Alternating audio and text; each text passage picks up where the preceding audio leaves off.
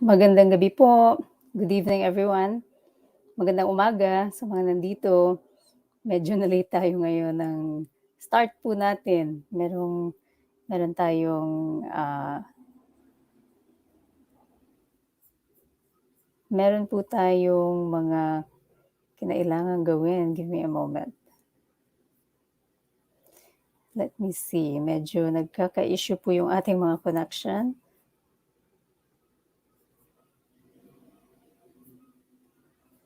Okay, kumusta po ang lahat?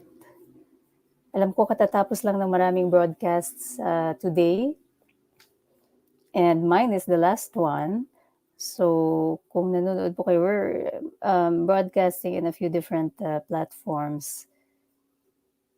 Sandali lang po, inaayos ko lang ito kasi hindi daw nakasama yung broadcast sa isa nating platform.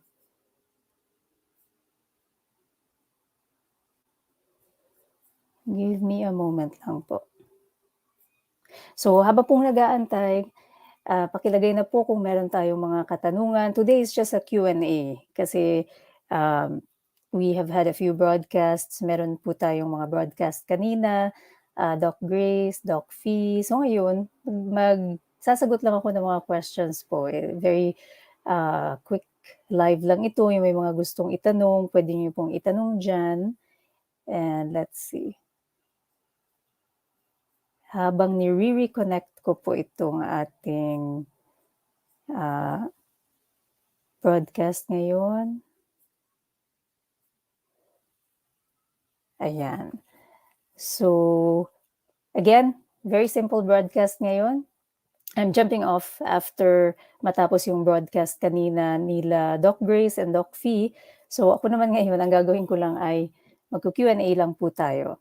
So, napakabilis na session lang tayo ngayon.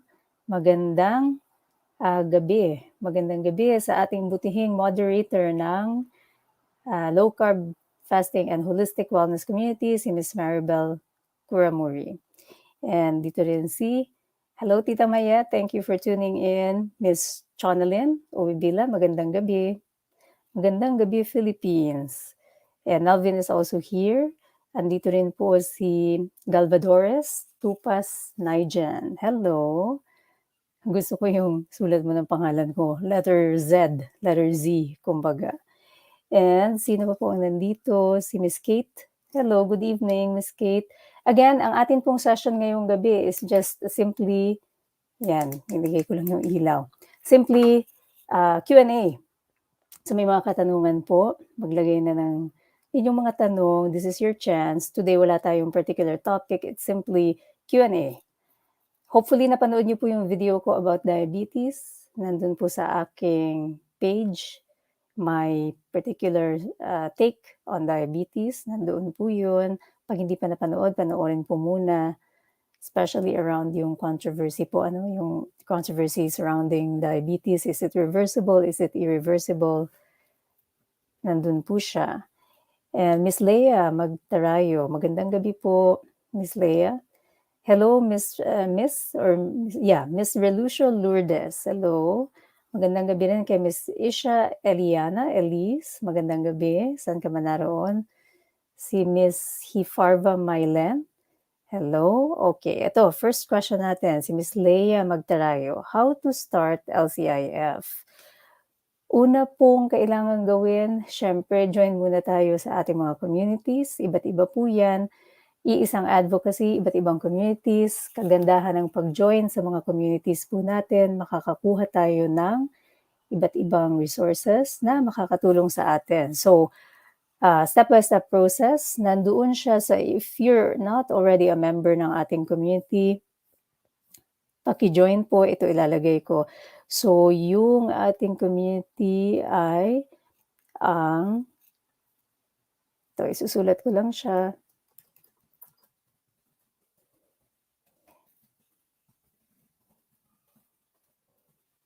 Ito po. So,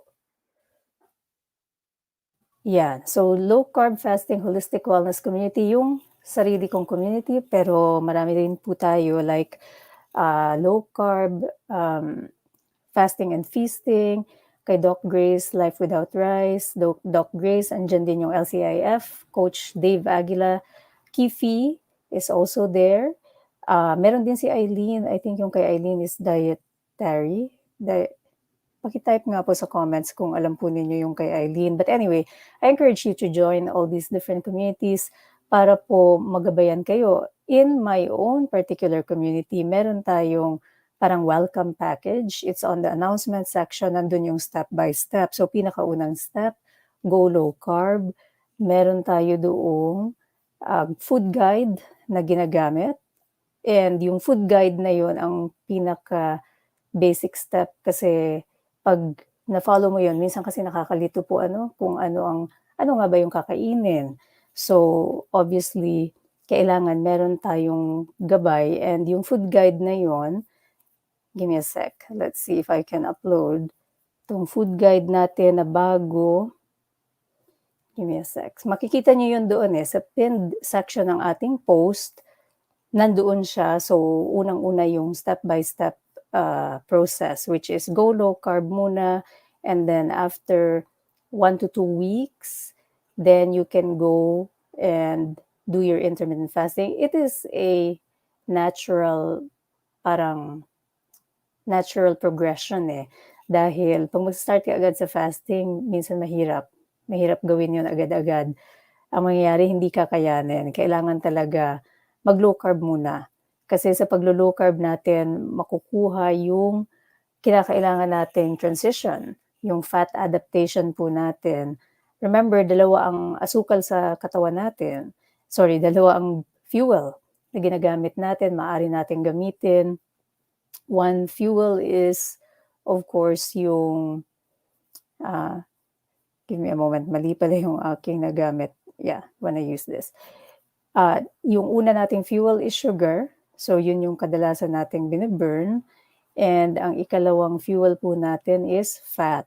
So, sa pagta-transition natin sa pagiging fat burner, then yun yung mag-pave ng way para tayo ay maging successful sa ating intermittent fasting journey. Kasi yun yung second arm ng ating pong journey, yung intermittent fasting part. Pero nga, mahirap siyang gawin kung hindi muna tayo low carb dahil magugutom talaga tayo. Pag sugar burner ka, maya't maya kasi gutom ka Maya't maya gutom ka, after 2 hours of eating.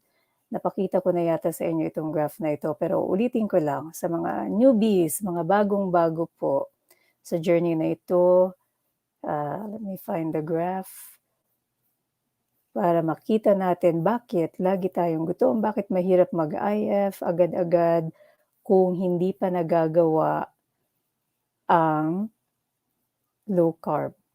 And this is the reason is yung effect, insulin effect po, Insulin effect, yan ang pinaka, kung hindi pa napapanood yung mga videos natin, pakihanap din po sa YouTube, sa Low Carb Con page, nandyan yan lahat. So this is one of,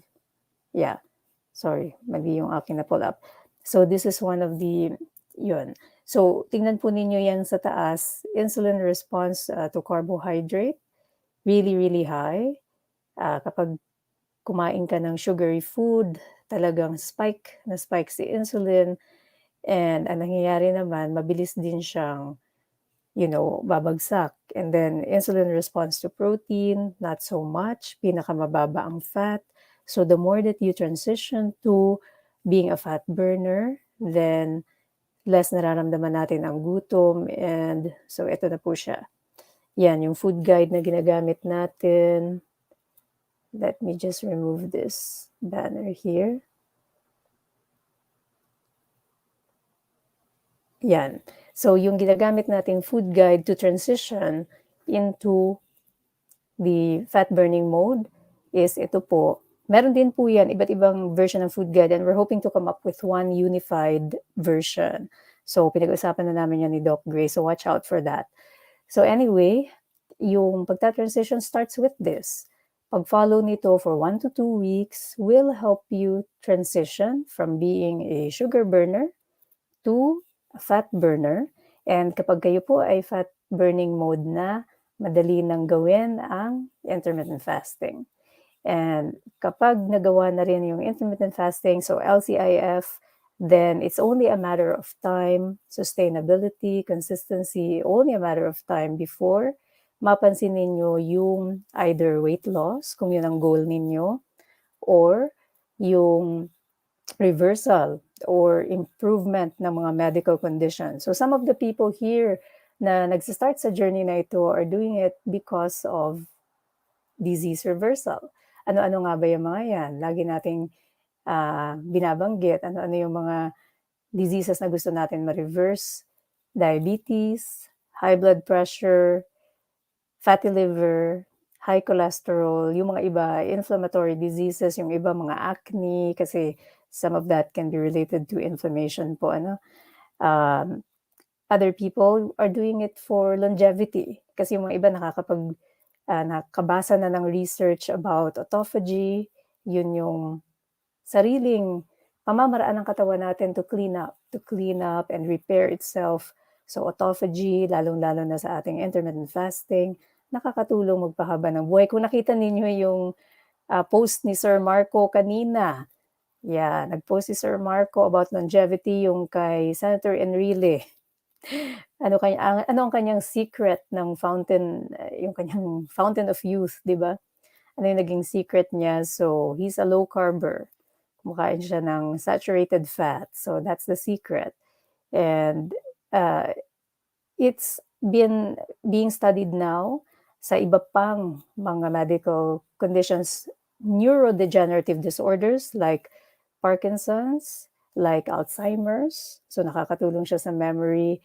And so, napakarami po mga iba't ibang advantages. So, yun po yung sagot doon. Paano mag-start ang LCIF? Thank you for your question. Sino pa po ang merong isa pang tanong? Hanap lang ako. Give me a moment. Hanapin natin. Sulat lang po sa comments. So thank you, Miss Leia Magdarayo, sa inyong tanong. Hopefully nalinawan kayo. Join our community muna. Hanapin yung mga resources. Marami po yun. Yung guides, paano magsimula. Start with the food guide, then do that religiously. Follow that religiously for 1 to 2 weeks. After ma-follow yun, you will transition from sugar burning to fat burning. Naturally, the body will progress to LCIF, the intermittent fasting part ng LCIF. And when you're doing the combo, doon na ninyo mapapansin yung mga magagandang effect nitong combined regimen na ito. And eventually, like sa sarili ko pong page, mararamdaman na ninyo na yung inyong katawan ay nag-crave na ng movement, exercise. Napaka-importante din po. Although, hindi siya yung main strategy, syempre, ng weight loss. Syempre, yung main strategy ng weight loss natin is LCIF, but the addition of exercise, of course, will help improve more yung autophagy. So, combined regimen. Syempre, isama na rin natin dyan yung stress reduction. Sa mga followers ko, alam niyo, I'm big on that. I don't only talk about LCIF, I talk about other things. I talk about mindfulness, I talk about stress reduction, importance of connecting, relationships, being out in nature. Kaya nga yung sarili kong community is Low Carb Fasting Holistic Wellness. Holistic Wellness. Kasi very important yun. Lalo na kapag LCIF ka nga, minsan nakaka-experience ka na ng mga weight loss stalls. Minsan, kahit LCIF ka, parang hindi pa rin ganun kakumpleto. Then you have to look at it in a more holistic way. Kasi life is not just one compartment. Ano po? Very important yung interplay nitong various hormones. And the various hormones like cortisol, yung ating stress hormone, yan ay naapektuhan ng ating ding sleep, ng ating stress levels, ng ating support, ng ating mga relationships. All these things affect yun pong pangkalahatang wellness natin. So really important to look at it in a holistic way. So yun naman, yung ino-offer ng platform ko, it's more than the LCIF. So kung interesado kayo doon, again, please just join our community as well para maging holistic. So, hanap tayo ng susunod pang question. So, eto, si Miss, give me a moment, may nakita akong question. Pwede po ba ang dark chocolate, LCIF? So, very important po once again. So, dark chocolate is a great source ng saturated fat natin. The important thing to ask, kumusta ang kanyang nutrition label? Kasi not all products are made equal, lalo na yung mga, syempre, nagdaan na yan sa proseso. Iba yung ikaw yung mag-harvest, alam mong organic, alam mong wala kang idinagdag. Kung ito ay nabili mo, very important to read the label. So label reading, very important. Nandyan din po yan. Nag-post ako niyan sa page ko. Paano nga ba magbasa ng label? Pakihanap na lang po yun doon sa Iris Radev MD platform. Basically, you want to look at a few things. So, unang-una, titignan po natin yung amount per serving kasi that'll give you an idea. Yun bang nutrition label na nilagay nila doon, anong amount yun ng produkto na yun? So, for example, very common, kunyari, dark chocolate, right? So, maybe 1 square lang yon na nilagay niya or for 2 squares. Then that'll give you an idea na, pag kinain ko pala yung kalahating pakete nitong chocolate, ito pala yung makukuha kong net carb. Ikalawang bahagi, syempre, titingnan natin yung carbs. So, total carbs, so total carb count, minus the fiber, equals yung net carb po ninyo. So again, total carb count. So sabihin natin doon sa pakete nakalagay 11 grams. Pero yung fiber niya is 2 grams. So 11 minus 2 is 9 grams ang kanyang net carb. Ngayon, kung kayo ay, so alam na po ninyo ito siguro, pero sa mga hindi nakakaalam, yung ina-advocate natin na amount sa ating low carb regimen ay yung between 50 grams and below. Pag nagsa-start out pa lamang kayo, pag hindi pa ninyo nami-meet ang inyong fitness goal, ang inyong weight goal, or ang inyong medical disease reversal goal, then we advocate for staying below 50 grams. So how does that look like? Pakita ko lang yung plato. So you have to consider this. Kung kayo ay kakain ng dark chocolate na yon, if you are moderate, let's say nasa 20 to 50 grams ka, tapos yung chocolate nakita mo dun sa 2 square, base sa computation mo nung binasa mo yung label, nakita mo kunyari na 6 grams lamang siya. So, in a day, kung ikaw ay TMAD or OMAD, pasok na pasok siya sa 20 to 50 grams. So, depending again on your journey, sa stage ng journey mo, kung nagsisimula ka pa lang, or ikaw ay maintenance phase na, or ikaw ay malayo pa, always consider your net carb allowance per day. Alamin mo muna yon, right? And then, base your mga food intake doon sa iyong allowance. Pasok pa ba siya? Sumobra na ba siya? You want to stay below yung 50 grams natin, cut off, para tayo ay successful na ma-meet yung ating mga goals.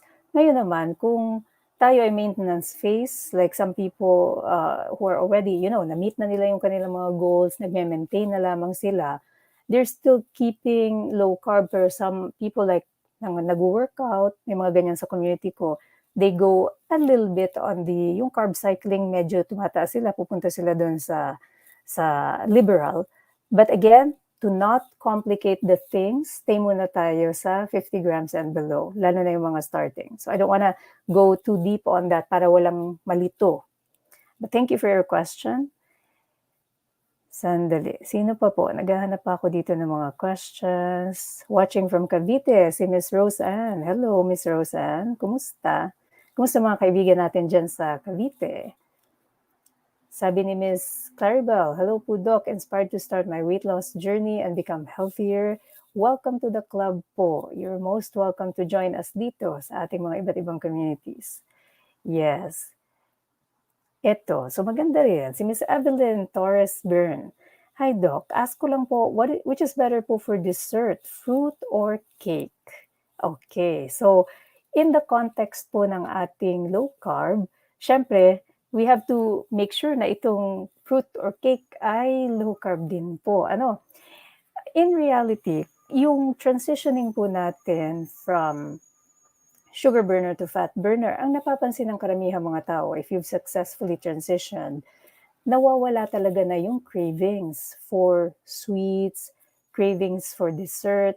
It's a natural progression. Ngayon, kung kayo naman po ay nasa maintenance phase na, and yun nga, medyo allowed na kayo occasionally, you have your, you want to eat some sweets, unang-unang i-consider low carb po. Follow our food guide. So again, flash ko lang ulit si food guide, follow the food guide. Meron diyang mga nakalista sa green section. Ano-ano nga ba mga prutas ang pwede? Pakibasa na lamang po. So mainly berries yan. In my community, I also list down watermelon. Basta dapat yan ay pasok sa inyong net carb allowance. So pwede rin po yun. Ngayon, pagdating naman sa mga cakes, pwede naman po siya basta tayo ay susunod sa mga formula na low carb. So for example, sa mga bawat community, may mga nag-share. So mga chocolate cake, so using low carb safe ingredients like almond flour, coconut flour, using mga baking supplies na low carb approved, maaari pa rin gumawa ng mga ganyang dessert. So yung mga counterpart, yung mga desserts na gusto natin from before, kahit nga ice cream meron din yung low carb counterpart. So may low carb counterpart yung cheesecake. Yan, masarap yan. Cheesecake, may low carb counterpart din yung na-mention kayo yung chocolate cake, carrot cake, yung mga kakanin na Pilipino, puto, mga ganon, bibingka, marami din po yung low carb counterpart. Hanapin lang natin doon sa ating mga community postings ang recipes. Sa mga hindi naman nagbe-bake na nasa Pilipinas, Tito J's Low Carb Panaderia, selling very, very nice, personally experienced kasi I sent gift sa nanay ko po. Wala ako sa Philippines so I sent her a gift. Pinadala from Tito J. Bumili po ako kay Tito J ng, ano ba yung binili ko? So, I think salted caramel and Sanserival. Ang sarap-sarap daw. And my mom is a really great baker. Ang galing mag-bake ng mom ko. Traditional yung kanyang binibake. Anyway, nung natikman niya, keto, sabi niya ang sarap-sarap. So, yung mga hindi nagbe-bake, meron din pong options na ganyan. Sa mga gustong mag-bake on their own, you can make your low-carb cakes as well. Napakarami na po niyang recipes sa mga groups natin. Okay, next question. Sino pa po ang hello sa mga kaibigan natin sa QC? Ms. Carlstria or Mr. Carlstria. Hello po, sir. Ms. Therese or Ovil Kang. Hello. Thank you for tuning in. Ito po, si Ms. Claire Sarmiento. Sa case ko po, pag low carb diet po ako, bumabagsak ang sugar ko, diabetic po ako. So Ms. Claire, this is a general advice. Again, disclaimer, I cannot provide specific advice sa circumstances mo, especially dahil, diabetics who have medications, iba't iba ang mga medications ng diabetics. Some of the medications can cause low sugar. So, meron silang hypoglycemic effect. Some of the medications are a little bit more sugar, stable yung kanilang sugar levels. The important thing, unang-una, laging kukonsulta muna sa inyong sariling doktor kasi lalo na sa paggabay with medications.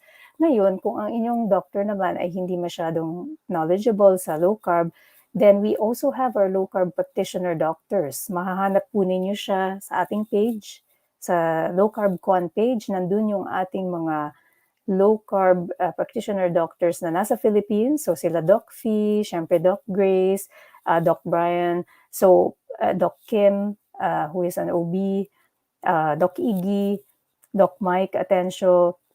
So Doc Suseth is in, I think si Doc Suseth, I think wala siya sa Philippines.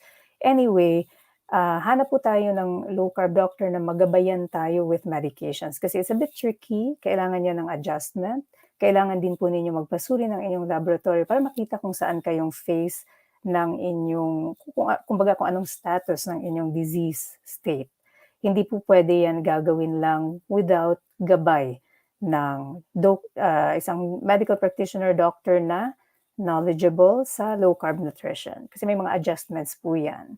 So yun po ang mai-advise ko sa inyo, Miss Claire. Please look up yung mga medical practitioners natin dyan. Particularly ako, hindi ako nagtitake ng patients. I'm not licensed in the Philippines. I'm in Canada. Kung nasa Canada kayo at gusto po ninyo magpakonsulta, then you can send an email to my, send a message to my page, and meron doong directions kung anong susunod yung gagawin. Only for Canadians po. Okay? So, sa mga hindi Canadians, I encourage you to book sa other low-carb practitioners. Okay, so sino pa po ang may tanong dito? Naghahanap pa po ako ng mga tanong. Q&A lang tayo ngayon. Miss Wilona, thank you for tagging your friends. Wilona, Saki. So, natanong na natin. Okay, magandang tanong ito kay Miss Christine Robles. Bakit po matagal magutom pag naka-low carb? So, this is one of the great side effects, kumbaga, ng low carb nutrition. It's all about fat adaptation po. It's all about yung katinang pinakita kong graph, transitioning from being a sugar burner, ito yung normal diet na tinatawag. Normal diet na high carb, usually, way above, mga nasa 150 to 200, 300 minsan, net carb per day. So, syempre, pagka ganun, again, ang sugar lasts much shorter, for a much shorter time in our bodies, and pagka bagsak na ulit siya, di ba? Sudden spike, sudden bagsak, anong mafe-feel? Gutom ulit. So, yun yung parang natural cycle na kung ikaw ay sugar burner. Fat burning, kapag ikaw ay nakapag-adapt na. So, nag-low carb ka for a while, nakapag-adapt ka na, naging fat burner ka na, matagal. Kasi yung energy ng fat, unang-una, mas marami. So, for 1 gram ng fat, 9 kilocalories po yan. For 1 gram ng carbs, 4 kilocalories. So, mas maraming energy na ipoprovide ang fat. And because hindi niya nasa-stimulate si boss insulin, then wala din yung mafe-feel po ninyo, na parang need agad-agad na kumain. So, it is a natural consequence ng pagiging fat burner. Hindi talaga nakakaramdam ng gutom agad-agad. Okay? Kaya po yun ang pinakasagot dyan po, because yung hormone. So, hormonally, dahil hindi siya insulin stimulant and hindi siya biglang bagsak, hindi rin natin nafe-feel yung gutom agad-agad. So, normal lang po yan sa mga naka-low carb. Hello sa mga kaibigan po natin from Caloocan, si Miss Janeline Salvan. Hello. Ito po, nasagot na po ito, Miss Christine Dumilig. Pakinapanood po yung ating, paki-replay, but, just to answer it shortly in a, one-liner. So, start low carb, use the guide po. Use the guide. We have a food guide, and ito po ay, ayan. So, itong follow-up question ni Miss Christine. So, ito, Miss Christine, I already showed the food guide. Mahahanap ito sa community natin, sa Low Carb Fasting Wellness Community. Pakigamit yung food guide, and ang sagot sa susunod mong question is, asan na yung question niya? Yan, may i-recommend kayo na low carb recipes. Napakarami pong mga recipe suggestions sa ating pong group. So, kung hindi pa po kayo miyembro, paki-join lang po itong ating group. Yeah. And yung iba pang mga low carb groups po natin para makakuha tayo ng napakaraming mga recipe ideas. Napakarami po doon para araw-araw iba-iba po, nakakatuwa. Kakakuha tayo doon ng ideas. So, join po our communities. Next question. From Delhi Plaridel, Miss Annalisa. Hello. Kamusta po kayo dyan? Okay, magandang tanong. Miss V, yan. Hello po, Doc. How to manage keto rash? Thank you. So, unang-una, alamin muna natin bakit tayo nagkaka-keto rash.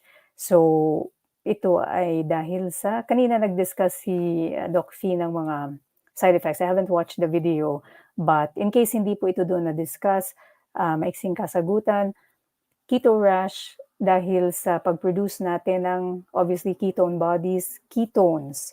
Siyempre, kapag tayo ay fat burning na nagpo-produce tayo ng ketones. And ang nangyayari dyan, so acetone evaporates po sa balat natin. And some people who are sensitive, it doesn't happen to everyone, but some people who are sensitive will get itong reaction na ito from the acetone. So ano mga pwedeng gawin natin dito? Sometimes it's helpful to back up a little bit kasi baka masyado kayong nag-jump into truly ketogenic, nag less than 20 grams of carbs kayo per day, and biglaan yun. So, bagsak talaga, and yung body nyo nagbigla ang ketosis. So, ang rash, lalabas dahil biglang production ng ketone bodies, acetone.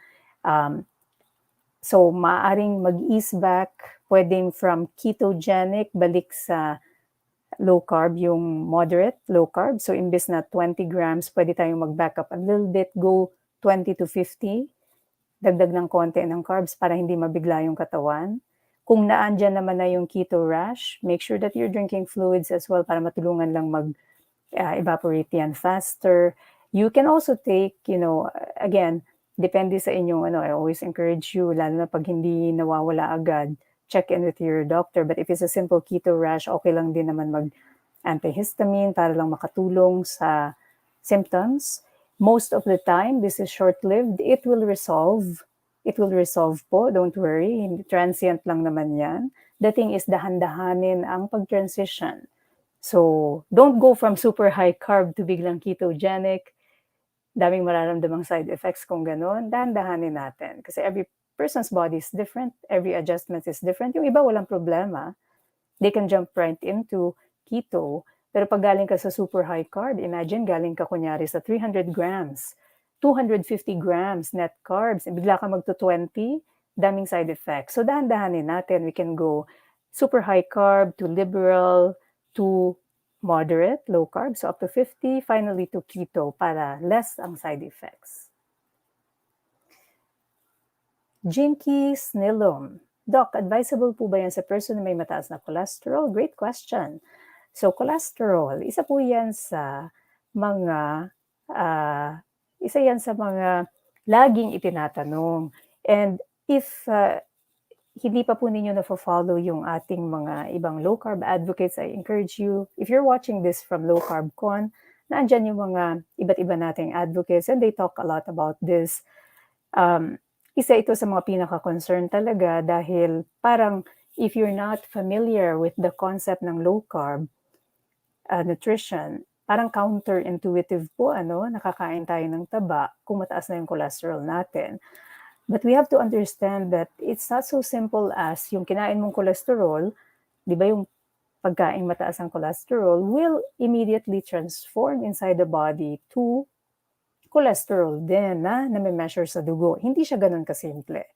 The reality is, itong mga kinakain po natin, nata-transform pa siya. So, the macronutrient that you're eating, tatlo yan, proteins, carbohydrates, fats, nata-transform pa po yan sa body into other building materials ng katawan natin.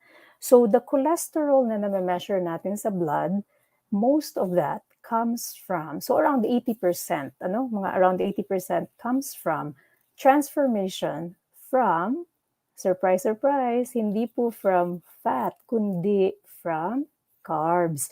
So 80% ng cholesterol na na-measure nyo sa inyong dugo ay coming from carbs. Kasi yung carbs, through process ng biochemistry, mga proseso na, transforming that, mahabang cycle po yan, it becomes yung cholesterol na po na na-measure natin.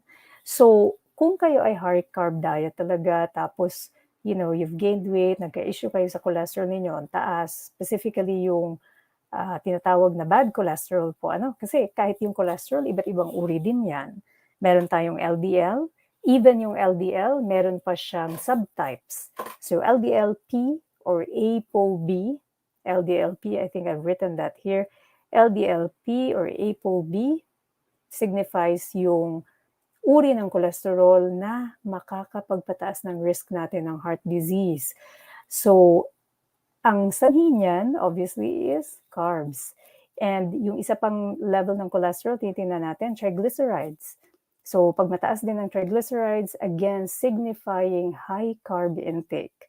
So in that way, kung ang inyong cholesterol profile ay mataas, itong either ApoB or triglycerides, then you will benefit from low carb nutrition. Now, having said that, merong mga subgroup na mga tao na ang kanilang cholesterol medyo lalala on a low carb diet, lalo na pa sila kumakain ng saturated fat. So again, it's important to determine, ito bang ApoB ang tumaas? Right? Kung hindi naman yung ApoB ang tumaas, that's fine. Yung LDL, yung ibang uri ng LDL, lalo na yung large particles, hindi po yan problema. Hindi naman yan atherogenic, meaning hindi yan magkukos ng pagbara ng ugat. Ang nakakakos ng pagbabara ng ugat is the ApoB or small, yung LDLP na subtype. The other subtype will not increase cardiovascular risk. So very important to have that discussion with your doctor. In the Philippines, I do not know kung merong measurement ng ApoB. Ako, ginagamit ko yan. Kasi that's how I determine kung yung cholesterol mo nga ba ay truly na masama. Kung naman ang cholesterol mo ang mataas is yung HDL, which is the good part, then wala namang problema. Okay? So sa ibang subtypes, maaari itong tumaas. And kung ganun ang kaso, then you will have to modify. So that's a little bit more technical na po. Ano? So have that conversation with your doctor. Talk to your doctor. Have the proper assessment, laboratory measures, para masuri kung ano ang naaangkop sa'yo. Kasi kahit ang low carb, pwede yang i-modify eh. It can be modified to fit your particular profile, fit your particular needs. Okay? Kaya kailangan po ng gabay. Okay. Hanap pa po tayo ng questions. Maybe I'll take.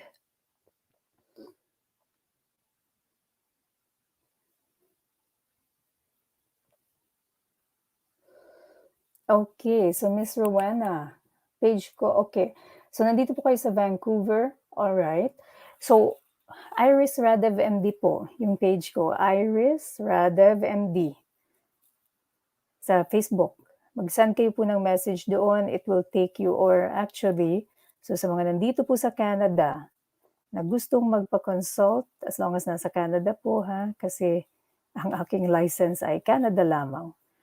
So, sa mga gustong magpakonsulta na nandito po sa Canada, give me a moment. Let me type in. Email nyo ang aking clinic, oceanmedical@ymail.com, and our staff will reach out to you. Dali lang. Okay. Sulat ko lang. So, Canadians, I can do even yung mga nasa ibang provinces po, kasi we can do telemedicine. So, mga Toronto, Ontario, mga nasa Alberta, I can do consultations, oceanmedical@ymail.com, and kukontakin po kayo ng aming staff. And we will schedule a consultation, basta po nasa Canada. Okay? Pag wala sa Canada, contact all the other doctors na nasa Low Carb Con. Okay? So, tingnan ko pa po. Maybe 2 more questions po. Good morning, Miss Lulu. Hi. Hello po, Miss Lulu. Oh, andito pala si Coach John. Coach John, we will be doing a live together tomorrow. Konting plug lang po para sa ating, yung mga followers natin na naglo-low carb, na interesado din, syempre, sa concept ng success. Meron tayong the Success Con. Meron tayong Low Carb Con. Meron din tayong Success Con. I'd highly appreciate if you can also like and follow the page, Success Con. Tomorrow, meron tayong live broadcast with Coach John. So, Coach Jonathan Petalver, ang ganda ng ating topic tomorrow. We're going to talk about leadership, shifting the paradigm pagdating sa international leadership. So, abangan po natin yan. Thank you, Coach John, for tuning in. Sino pa po ang may tanong? Hello daw, Coach John, sabi ni Miss Nalen. Watching from Italy, si Miss Celia. Hi, kumusta po kayo dyan? Sana po kayo ay safe. Okay, sa may Almoranas, sabi ni Mr. Carls. Okay, so sir, ito, ang almoranas, mainly, there are a few causes for this. Siyempre, may part na genetics, meron ding part na weight gain. Ano po, kaya very common ito sa mga buntis eh. Almoranas, buntis, o kaya yung malalaki yung tiyan. So, syempre, kung weight gain ang kadahilanan ng pagkakaroon ng almoranas, then it'll help. Yung LCIF natin, makakatulong po talaga yan, sir. Kasi syempre, mababawasan eh, yung naka-press, di ba yung weight na nakadagan. So kapag ka ganun, maglalasan din po. Iba't iba din yung cause niyan. Maaring may iba pang issue. Pero if it is weight gain, then it'll help in that way po. Again, pasuri po sa doctor ha, kasi baka merong iba pang dahilan. Sabi ni Miss Angie, tama po kayo, comes from high carbs ang high cholesterol. Okay, let's have a look here. Watching daw from Texas. Yes. Hello, Miss Linda. Thank you po for tuning in. Okay. Potassium. So potassium, how much potassium does the body needs in a day? So potassium, 2,500 to 3,500, 2,500, 3,500 a day. Ngayon, kung kayo naman po ay kumakain ng nutrient-dense meals at hindi naman kayo, usually kasi ito nagiging concern lamang kung tayo ay gagawa ng extended fasts. Kung tayo naman ay kumakain sa pang-araw-araw, you're eating your OMAD, TMAD, tamang pamamaraan, nutrient-dense, yung inyong low-carb plate ay, kumbaga, nandun lahat ng mga key ingredients like your proteins, nandun ang inyong, a bit of the fat depending on your needs, and nandun din syempre yung good carbs nyo, low-carb veggies na nutrient-dense din, then usually this shouldn't be a problem po. You wouldn't need to supplement kasi as long as you have enough salt din sa katawan, because you're eating naman the, kumbaga, nutrient-dense meals, you wouldn't need this. Ito'y kailangan kapag nag-extended fasts. And yeah, so don't focus too much on the potassium, salt, sodium, as long as meron tayong enough sodium, then should be fine. Okay? Oh, thank you po, Miss Anna Ferrer. Salamat. From Toronto, hello, Miss Yumi Mayumi. Hello, thanks for tuning in. Ngayon sa Toronto, they have a 3-hour time difference. 9:22 na sa kanila, 6:22 dito sa amin. Good evening po, Miss Marisa. Hello. So nasagot ko na po yata lahat. Okay, so last question na siguro ito. Sabi ni Miss Arlene Alvarez Malonga, hello po, follow up ko lang po yung tanong ko before kung pwedeng uminom ng turmeric. Thank you. So turmeric by itself should be fine. It's usually yung mga spices naman na yan, wala naman ang ina-add. Again, read the label. Kung merong nutrition label, then have a look at the label. Usually, ang spices na pure organic, wala naman yung ibang kasama sa kanilang sa packaging. It should be okay. So you can use that sa iyong drink, no problem. Okay? And okay, so ito, last question na. So, good evening, sabi ni Miss Divina Kiambao, pwede po ba ang low carb ang may ulcer? So great question, it's a common concern. Ulcer, unang-unang nating kailangan gawin, magpapasuri muna tayo kasi majority of the cases ng merong ulcer, ang kadahilanan is bacteria. So yung bacteria na tinatawag na H. pylori. Ngayon, syempre, kung naandyan pa ang source, syempre hindi siya mawawala magically with low carb nutrition. Bacteria kasi siya. So ang treatment sa kanya is an infection. So ang treatment sa kanya is combination ng antibiotics, antacids. Ngayon, kung nasuri na wala naman po kayong bacteria, walang ibang cause ng ulcer, then ang low carb nutrition should really not be a problem. Hindi siya lalala, kapag ikaw ay maglo-low carb. Pero again, make sure na we are addressing yung mga organic na causes ng ating mga nararamdaman. Kasi minsan kailangan talagang i-address muna yun eh. Specifically like in a case ng ulcer, I wouldn't treat anyone na, may ulcer history without clarifying ano yung sanhi ng ulcer. Siyempre, the other thing na kailangan natin i-consider is baka naman yung ulcer na yan is something more serious, right? Meaning, baka may tumors dyan or whatever. So, make sure na magpapasuri muna sa doktor. Pag nasabi na ng doktor niyo na clear, wala naman kayong mga iba pang, issue, then you can do low carb. It's not a problem. Hindi lalala po ang inyong, most of the time, mga tao with GERD lang naman, hindi naman talaga totoong ulcer. GERD lang, gastroesophageal reflux. And karamihan ng mga tao na may GERD, mag-i-improve yung symptom dahil yung GERD most of the time is because of weight gain. So, napupush pataas yung ating gastroesophageal junction. Kaya nga pag may buntis, malala yung GERD eh. Kasi pag nagbuntis ka, malaki yung tiyan mo. And ang nangyayari dyan, push up yung GE junction and mafe-feel mo yung reflux na yun eh. So, also with mga tao na malaki yung tiyan, right? Nagkakaroon sila ng GERD and kapag kalumiit na yung tiyan nila, mag-i-improve. Mag-i-improve na yung symptoms. So, yun lang po siguro. Abang na lang po sa susunod na broadcast. Lagi tayo may broadcasts po dito sa Low Carb Con. Yung mga nasa FSM naman po, abang-abang lang lagi. Salitan ng ating broadcasts for FSM community. So, Filipino Success Movement, yung main platform ko. Salitan tayo, meron tayong health, meron tayong wealth. So, it will be a broadcast about low carb fasting and success. So, salitan yon. Sa mga nanonood dito na nasa Low Carb Con, and gano'n din po sa YouTube, yung mga nanonood po ng Low Carb Con, marami yung ating mga iba't ibang doctors are coming on different schedules per day. So, abang-abang lang po, pakipanood lang po as well, okay? So, bye na po muna for now. Pag hindi na-answer yung questions, next broadcast na lang po, okay?